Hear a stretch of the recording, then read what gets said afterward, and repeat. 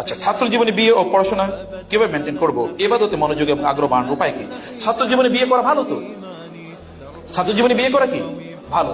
তাইলে আপনার 2 নম্বরই কাজে সময় ব্যয় হবে না। তখন আপনি বউয়ের দিকে তাকিয়ে থাকবেন, আপনার বউ আপনার দিকে তাকিয়ে থাকবে, দুইজনে ইবাদত করতেছেন, তাকানো ইবাদত। এবং আপনি তখন আরেকজনের জন্য ফুল নিয়ে যাবেন, কষ্ট করে দাঁড়িয়ে থাকবেন, এতে আপনার গুনাহ হচ্ছে, কবিরা গুনাহ হচ্ছে।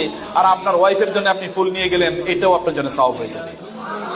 তখন আপনার টাকা পয়সা নাই, মসজিদের টাকা পয়সা দেওয়ার মতো নাই, কিন্তু আপনার পকেটে 10 টাকা আছে, বউয়ের জন্য 10 টাকা দিয়ে চকলেট কিনে নিয়ে গেলেন, আল্লাহ তাআলা বললেন যাও, এটাও তোমাদের জন্য ইবাদত।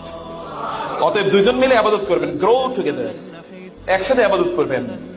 বিয়ে মিয়া যৌবনে না করলে বুড়া বয়সে বিয়ে করবেন, তখন আপনি বিয়ে করা দরকার কি? তখন আপনি বিয়ে করা দরকার, already you are half dead, অর্ধমৃত।